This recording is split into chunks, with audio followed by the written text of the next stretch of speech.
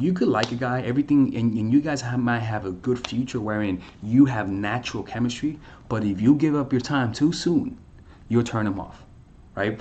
For example, I could have 10 meals, right? 10 meals, right? Because a lot of people think less more is better, right? You can have 10 meals, but if you eat those 10 meals in one day, it's not going to have a good effect on you, as opposed to eating those 10 meals in a period of 3 days. It'll give you time to process it, right? And it'll give you time to nurture yourself and enough time to be hungry to want to eat more without being overstuffed and without developing some, physical problems with overeating, right? So that's the same thing, is that when you give up your time too soon, you turn off the guy. It's like you give him too, yeah, he wants you, but not too much. Let him slowly get to know you more, right? Let him slowly develop that chemistry, right? Slowly, right? So that means that's why I recommend seeing a guy only once a week for the first 2 or 3 months, because you want to give him little doses, back off, let him process you, and then little doses, and then back off and let him process you, right? And what's going to happen is that over time, he'll develop natural chemistry, but also he hasn't really gotten too close where he'll get turned off. And once he builds that attachment over a period of time, which is it's time that, you can't make up having to put the food in the oven for 50 minutes. There's nothing you could do to replicate that. You can't heat it up. You can't say, you know what, I don't want to put for 30 minutes at 300, so let me put it for 15 minutes at 600. It's not how it works. You got to put it for the amount of time. And a lot of women try to speed it up by amping up the temperature and try to give them a lot, by love bombing. But what that does is that it doesn't build an attachment. It makes them get turned off. They'll like it. Don't get me wrong. Go ahead. I mean, do whatever you want, right? But what's gonna happen is that you're gonna notice them putting them away, right? They'll take it as you being needy, and what's gonna happen is that they'll automatically remove you from a woman who is normal and a good candidate to a woman who's crazy. I'm telling you, it's how it is, right? The second thing is not only just giving up your time soon, because again, when you give up your time soon, it's also an indication that you like them a lot. And a lot of times when you like a guy, you have sex with them quicker. And that's why women have this correlation where quick sex equals them losing interest. In reality, it's just an effect of a cause. In other words, you like him a lot, so not only do you have sex with him quick, but also you spend a lot of time with him, right? So these two things that men judge you by are things that these are a lot of times is a determining factor as to whether or not they'll like you. Because this is the thing, you can meet a guy and deep down in his biology, and the reason why I'm talking about this is because I'm talking about this in my course, natural chemistry, based on creating natural chemistry with a guy. It's more about maintaining the attraction in a healthy and sustainable way, right? So, and there's a first section that I'm talking about is male nature, which is a whole section explaining to you the different parts of male nature and their psychology, so that you could understand them and not be taken off guard, right? So that you can have a realistic expectation as to what expect with men, right? Because when you know how they react, then you don't get as emotional when things go wrong, because you will know why things are wrong, as opposed to not knowing why things turned out the way they did and blaming yourself and creating self-hatred and increasing your shadow. But that's for a whole nother different subject. And there's a lot of guys who you guys have met who at a factory setting, right, at their genetic level, just have good chemistry with you. For one reason or another, there are some guys who at a chemical level feel more chemistry with you. For why? We don't know why. It's just in their genetics. But there are two things that ruined this natural building of this chemistry. So that's one thing, right? The second thing is your reputation, right? When you have a bad reputation, when people know you, look, I always tell this to women: if you're gonna have sex with a dude, make sure he's from another neighborhood. Don't be banging the dudes in your neighborhood and in your block, because they have a social circle. And what happens is that whenever you could bang 3 dudes, but if those dudes know each other, it'll give the illusion that you banged everyone. It's just how it is, right? It's just how it is. It's much better off to go outside your neighborhood. Put those Tinder settings from 5 miles to 20 miles. It's worth it. Your reputation is everything. You got to guard that shit with your life. So that means that you got to go out of your way to not bang dudes in your neighborhood. It's just how it is. If you're going to bang the dude in your neighborhood, bang the dude who's always working, who barely has time to hang out with his friends. Don't be banging a dude who has nothing else to do but smoke weed and make YouTube videos. Sounds like me. I'm not that guy, right? But so what I'm saying is like you gotta protect your reputation. Don't be banging dudes in the same house. You know, I remember a girl. I told this in the other video. A girl who I knew, who who I met, right? And then my friend and we did something, right? And then my friends met her and they did something, right? But till this day, these motherfuckers don't shut up about it. Till this day, they keep talking about that shit. They keep saying, "Yo, remember that girl?" And I'm like, "This motherfuckers keep talking about her, bring her up, right?" And she doesn't know about it, but a lot of my friends talk about her, right? And why? Because she banged the same dudes from the same goddamn neighborhood in the same fucking building. You don't do that shit. That's a rookie move. Dudes talk a lot. How do you know he doesn't talk a lot? I don't know. It's very hard to tell. What I recommend is find out, get dudes who are so busy they don't have time to be talking. They don't have time to be hanging around with their friends smoking all day. Go with that dude who's focused on his purpose, who don't have time to gossip.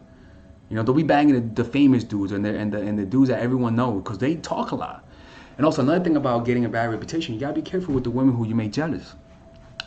Don't be too flirtatious with the guys around you, because women will watch you and observe you, and they'll hate on you. And the way women talk and the way women hurt each other is by getting at their reputation. They go after their balls, their proverbial balls, like hyenas do.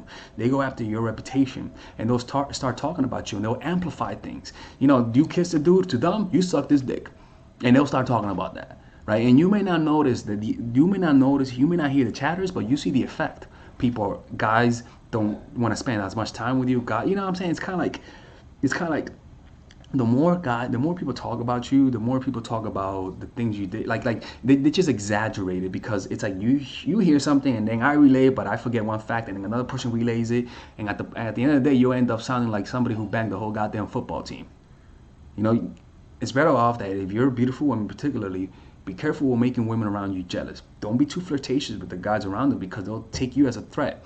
And a way to remove you as a threat is to label you as a slut. And the way they do that is by just talking about you. So learn to mind your business. Don't be too goddamn charismatic. Be more focused. Remain a mystery to the people around you, right? And only bang dudes around somewhere else, right? Now, this does not apply for people who are a little bit older. People are a little bit more mature. Older people aren't as a tender. But if you're an older person, as a woman, don't bring dudes to your place. Only bring the same dude if you're going to be bringing somebody to your place. Go to their house. Because as much as you might try to hide it, you're going to see your neighbors, and your neighbors are going to see the dudes who you bring. And it could be 2 different dudes, and it'll seem like it's 4 different dudes. It's just how it is. So you gotta protect that shit like it's your credit score. You know, because if you don't, once the word gets out, it's hard to stop.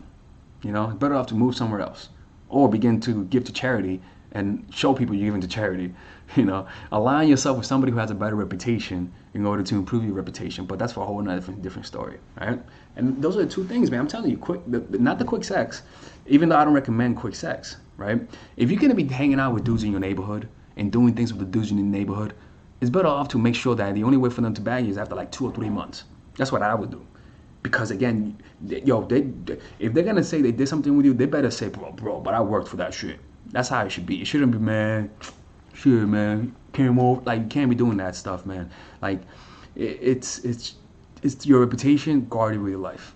All right. Okay. Anyways, peace out, people, and you guys have a great day. All right, ladies and gentlemen, if you guys ever want to learn how to use your feminine energy to influence people, learn how to use your masculine energy to become more assertive, and also learn how to blend both energies to improve your dating life, your spiritual life, honestly, your relationship life, your family life, your career life, this is the course for you. If I had to make a course for my nieces, I have 2 nieces, one is 19 and one is 15. 16. Holy shit. Oh my God, he's a bad fucking uncle. He's a bad uncle. Get him. Shut up, Melissa. You should get this course, right? And this is the course that I will make for them. So, for example, watch the curriculum, right? In the first week, we're going to be showing you how to establish a strong masculine foundation without letting it hurt your feminine energy. This masculine foundation is a source of who you are, right? It's your bodyguard. Without this, whatever feminine energy you create will be destroyed by the outside, because your masculine is your shield. So we'll talk about goal setting. We'll talk about how to develop a serious attitude. We're gonna be talking about how to use more logic, how to use more goal-oriented behavior. It's more how to be a man, Now the next one is how to embrace the feminine energy, right? This one would teach you about how to minimize excessive masculine traits, developing self-awareness, healing abundant feminine energy, regulating your emotion, mastering voice qualities and facial expressions, surrendering control, and allowing pain to be felt. This is honestly, this will supercharge, like Kaioken, your masculine energy. After that, we have femininity in the workplace, and how to be feminine in the workplace without letting people take advantage of you, and the nuances of how women of power should behave versus women who are subordinates in the workplace, and even the dress code. This is based on psychology, people. It's kind of insane. I'm actually excited about this one. The next week, we talk about navigating the labyrinth of male and female friendship, and this a lot of women find confusing, so we talk about that. And how to identify envious friends, how to identify the good friends, how to keep male friends, and how to keep female friends.